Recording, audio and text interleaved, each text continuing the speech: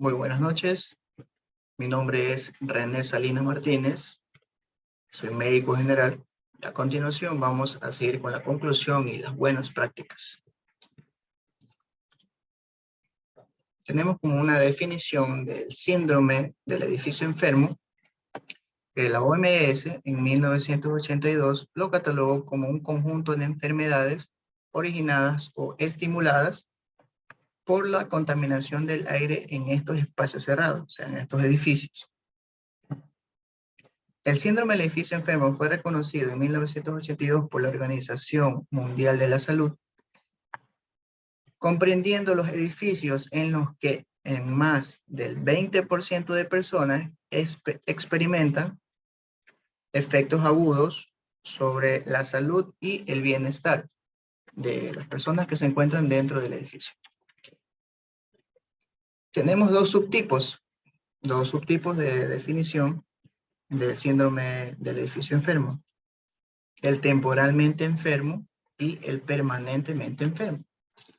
El temporalmente enfermo es el conjunto de signos y síntomas en lo que incluyen edificios nuevos o de reciente construcción o remodelación, en lo que los síntomas disminuyen y desaparecen con el tiempo. Por lo general, esto se considera que a partir de dentro de los 6 meses, cuando desaparecen, es un temporalmente enfermo. Ahora, el permanentemente enfermo presentan cuando los síntomas persisten, a menudo durante años, a pesar de haberse tomado medidas para solucionar los problemas. O sea, las personas que adquieren patologías respiratorias, patologías dermatológicas, si ya pasan meses, más de 6 meses o años inclusive, ya se lo considera como un permanentemente enfermo. Las características comunes del síndrome del edificio enfermo, por lo general, tienen un sistema de ventilación forzada que generalmente es común a todo el edificio en amplios sectores y existe una recirculación parcial del aire. Algunos edificios tienen la localización de las tomas de renovación del aire, o sea, los ductos de aire, en lugares inadecuados, no en lugares estratégicos, sino en lugares que no corresponden o no expulsan o drenan todo este aire contaminado adecuadamente. Mientras que otros usan intercambiadores de calor que transfieren los contaminantes desde el aire de retorno al aire de suministro. Con frecuencia son de construcción ligera y poco costosa. Las superficies interiores están en gran parte recubiertas con material textil, incluyendo paredes, suelos, unos elementos de diseño interior, lo cual favorece una elevada relación entre la superficie y el interior y el volumen. Practican el ahorro energético y se mantienen relativamente calientes con un ambiente térmico homogéneo. No utilizan una adecuada ventilación, tampoco utilizan el aire acondicionado en su capacidad normal para tener un ambiente adecuado donde no exista una humedad, un ambiente de una temperatura inadecuada, va a causar molestias, va a causar signos, va a causar síntomas, inclusive en la parte laboral, en la parte personal de cada persona va a causar una molestia. Entonces eso va a ver reflejado en el personal, tanto en salud como en la parte laboral. Se caracterizan por ser edificios herméticos en los que, por ejemplo, las ventanas no pueden abrirse. Esto es muy común en edificios en donde al tener ductos de aires acondicionados centrales, sellan estas ventanas para que no sean abiertas, porque protegen el ambiente externo, el ambiente interno del externo. Puede hacer que haya contaminantes como smog, como monóxido de carbono, la parte externa, entonces también esto contribuye. Hay dos partes, la parte externa y la parte interna, pros y contras de mantener las ventanas selladas, cerradas, y no sean aperturadas manualmente. Entonces esto también influye mucho en el síndrome del edificio enfermo. Nos vamos con los síntomas, diagnósticos y tratamientos. Tenemos los signos y síntomas, como la epífora, que es un lagrimeo excesivo y abundante. Globo ocular, puede ser unilateral o puede ser bilateral. Eritemas, que son enrojecimiento de las partes locales del cuerpo, pues también puede ser sistémica, generalizada, extremidades superiores, extremidades inferiores. La dificultad respiratoria ya es un síntoma bastante avanzado, no tomándolo a la ligera, que la dificultad respiratoria se ve muy afectada cuando ya los agentes externos pues, son en gran cantidad o son bastante nocivos, que pueden inclusive llegar a la muerte de la persona. Entonces esto es muy importante, tratar de identificar una dificultad respiratoria de una persona. El prurito, esta picazón, porque se conoce, picor de una parte del cuerpo que puede ser local, puede ser generalizada. Por lo general el prurito aparece cuando la persona ha tenido un contacto con algún químico, con algún fluido corporal, o inclusive con algún agente externo, puede ser polvo, puede ser ácaros, entran en contacto con la piel de la persona y causa este prurito, también eritemas y también rash. Una sensibilidad inespecífica, sensibilidad por lo general se aparece en las partes más frecuentes de la piel. Entonces, pudo haber estado en contacto con algún agente externo. También hay una sensibilidad inespecífica, no se sabrá cuál fue la causa. Entonces ahí viene la investigación para poder determinar qué fue lo que causó y tratar de hacer los correctivos. Náuseas, que pueden progresar al vómito. También hay una afectación en la parte digestiva. Mareo, vértigo e incidencia en patologías respiratorias. La persona que ha estado en mucho contacto ha estado un determinado tiempo ya prolongado, que pueden ser meses, pueden ser años, y esta persona empieza a presentar bastantes crisis respiratorias, ha adquirido patologías respiratorias, tanto bacterianas como virales, entonces se vuelve muy frecuente. Esto es un síntoma de un síndrome del edificio enfermo, una persona que se encuentra en un edificio enfermo.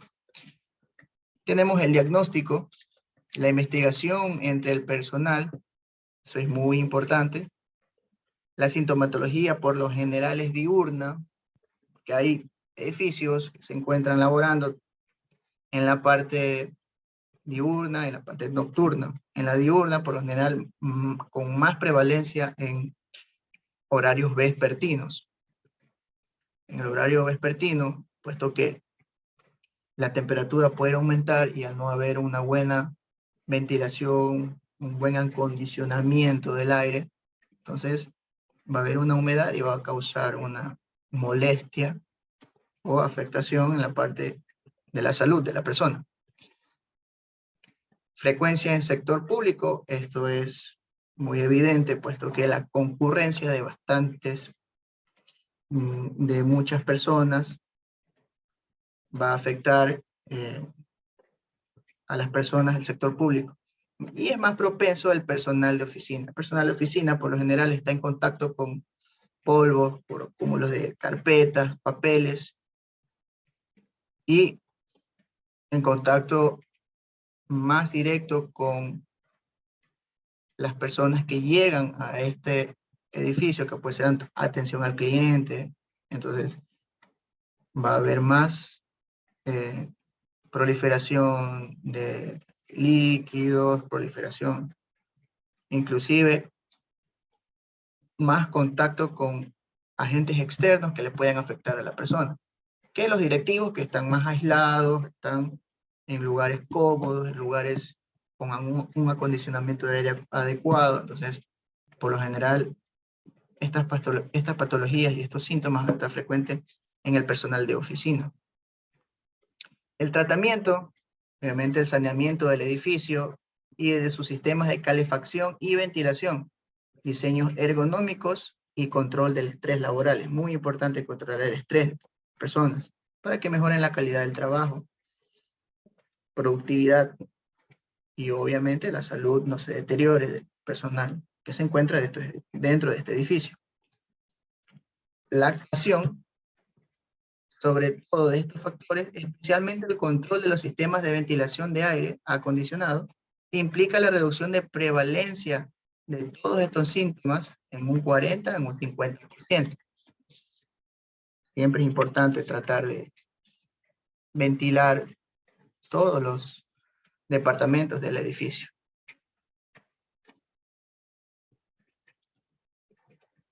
Tenemos los factores de riesgo, muy importante, la etiología. Tenemos físicos, químicos, biológicos, del huésped y psicosociales. Iluminación en lo físico, iluminación, el ruido, el ambiente térmico, una humedad relativa, campos magnéticos, las vibraciones, son muy importantes cuando hay una vibración que se encuentra un edificio en la ciudad, entonces va a afectar mucho la vibración, puesto que hay bastantes vehículos. Factores disergonómicos, químicos como materiales, olores, gases, contaminantes externos, polvos, muy frecuentes estos los polvos. Biológicos como bacterias, hongos, virus, esporas, toxinas, ácaros. Y del huésped, los propios ocupantes del edificio. Entonces, muy importante. Las personas que no conllevan una buena relación o no obedecen a ciertas normativas, va a haber es un factor de riesgo, es una etiología, un causante de este síndrome del edificio enfermo. Y los psicosociales, una organización del trabajo, que una buena organización, una insatisfacción en general de la persona, un tiempo del trabajo que sea adecuado para que no haya una molestia, no haya una afectación a la persona, contenido de la tarea, muy importante que la tarea sea dirigida a la persona adecuada. Y una relación laboral obviamente va a que nuestro ambiente laboral sea armónico y pueda haber una mejor productividad, una buena relación laboral dentro de este edificio. La investigación es muy importante. Tenemos fase primera, segunda, tercera y cuarta. La fase primera hay una revisión general, una aplicación de cuestionarios donde va a estar realizada por el médico ocupacional o un representante técnico de seguridad o de mantenimiento. Por ejemplo, contactar expertos para evaluar y organizar las acciones a tomar e informar. Una segunda, como una inspección a medidas preliminares de los indicadores del clima. Va a estar realizada por el técnico de seguridad. Las actuaciones, revisar el sistema de ventilación, limpiar, ajustar, separar fumadores. Fase tercera es unas medidas de ventilación, indicadores de clima y otros factores implicados. Realizada por el técnico de seguridad, un higienista industrial, un técnico de ventilación. Y un ejemplo es aumentar la ventilación, instalar o arreglar protectores solares. Y una fase cuarta y última es una investigación médica, un análisis de contaminantes específicos. Va a estar realizado por el médico ocupacional, un higienista industrial, como por ejemplo renovar mobiliario, materiales de construcción, trasladar el personal adecuado a sus lugares correctos. Y las buenas prácticas, tenemos que un mantenimiento del aire acondicionado es muy importante. Puede ser que sea periódico, 1 o 2 veces al año, es muy importante para que no haya una contaminación ni una proliferación de las bacterias. Recordemos que el aire acondicionado es como un filtro que va recircundando todos estos olores. Una iluminación adecuada, muy adecuada, evitar los focos fluorescentes, unas medidas ergonómicas adecuadas para la persona, no haya lesiones mecánicas por postura. Una prevención es definir los efectos. Prevenir es importante para definir la causa que va a ocasionar esta patología o signos y síntomas que presente cada persona. La calidad del aire es muy importante. Obviar las personas fumadoras, tener un área de fumadores, no dentro del edificio. La calidad del aire es muy importante para que no haya una patología respiratoria de la persona. Los materiales de construcción y de fachada, que estén en buen estado, que al deteriorarse haya un buen mantenimiento y que en un caso esté deteriorado, estos micropartículas no afecten la parte respiratoria de la persona. Control del usuario, que la persona tenga la predisposición de realizar la apertura de las ventanas, de tener una mejor organización del puesto de su trabajo y no haya un mal manejo de todos los implementos de su oficina, por ejemplo. Funcionamiento y mantenimiento, tener capacitaciones para que haya una buena producción, para que haya una buena respuesta de la persona hacia su trabajo. Método de captación de contaminantes como filtros de aire e inclusive plantas ornamentales que van a ayudar a la purificación del aire, que por lo general se maneja por las noches.